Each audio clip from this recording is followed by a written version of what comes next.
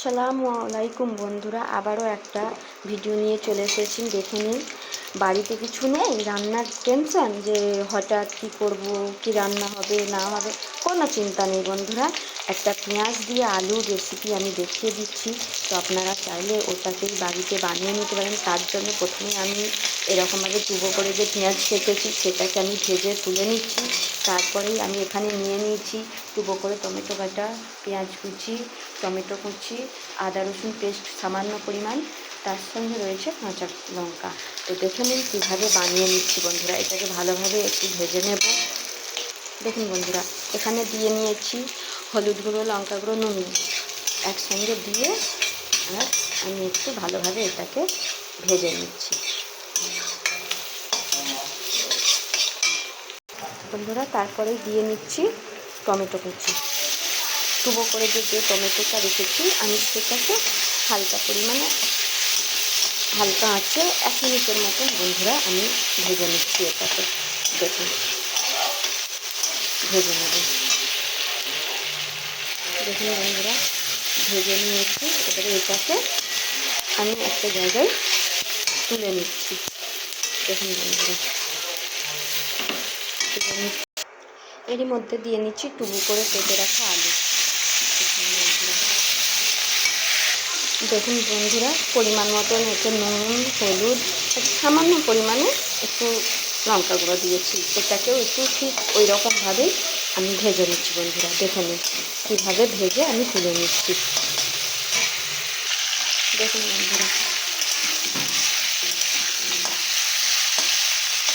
আমার প্রায় ভাজা হয়ে এসেছে। এটা দেখতেই পাচ্ছেন, এখানে একটু বাকি আছে, আর একটু একটু লেগে চড়ে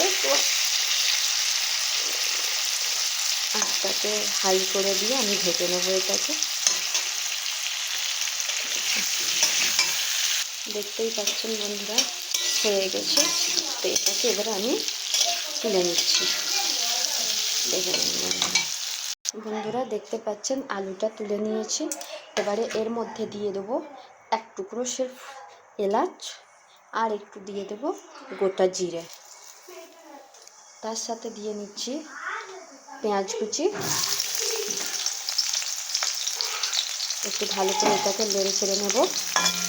2-1 মিনিট ভালো করে এটাকে ভেজে নেব বন্ধুরা। দেখুন পেঁয়াজটাকে নেড়ে করছি, হয়েই গেছে দেখতেই পাচ্ছেন। এবার এর মধ্যে দিয়ে দেবো হালকা একটুখানি যে আদা রসুন, ছোট্ট করে অল্প 1/2 চামচের মতন। তো সেটাকেও দিয়ে নিচ্ছি।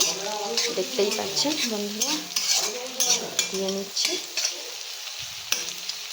ভালো করে এটাকে করে নেব বন্ধুরা। দেখুন হয়ে গেছে। এতে সমস্ত মশলা উপকরণগুলো দিয়ে নেব। প্রথমেই দিয়ে নেব একটু হলুদ গুঁড়ো, লঙ্কা গুঁড়ো, জিরে ধনে গুঁড়ো একসঙ্গে মেশানো রয়েছে। একটু হালকা জল দিয়ে নিচ্ছি। ভালো করে নেড়ে ছেড়ে কষে নেব। সুন্দরভাবে একটু কষে নেব। নেওয়ার পরে দেখুন কত সুন্দর কালার আসছে। দেখুন একটু কষতে কষতে দেখো বন্ধুরা, কষতে কষতে কি সুন্দরভাবে তেলও ছেড়ে দিয়েছে, আর কত সুন্দরভাবে এটা কষানো হয়ে গেছে।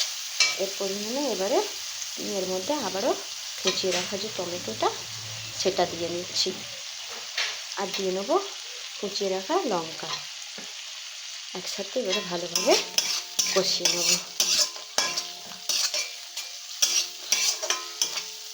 সুন্দরভাবে কষে নেবো এটাকে।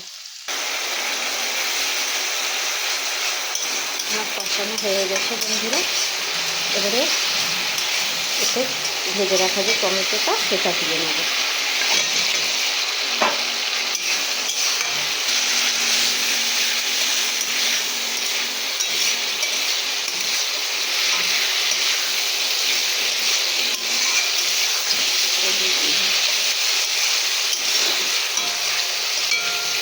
কয়েক মিনিট কষে নিয়েছি। এর মধ্যে এবারে জল দিয়ে নেব।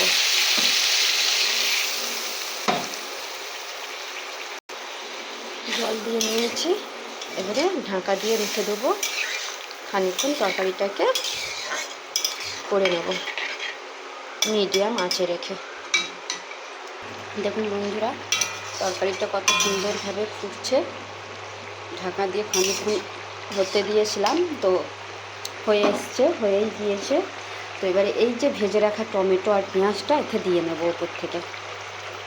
দেখুন দিয়ে নিচ্ছি, নিয়ে একটু আবারও নেড়ে ছেড়ে নেব।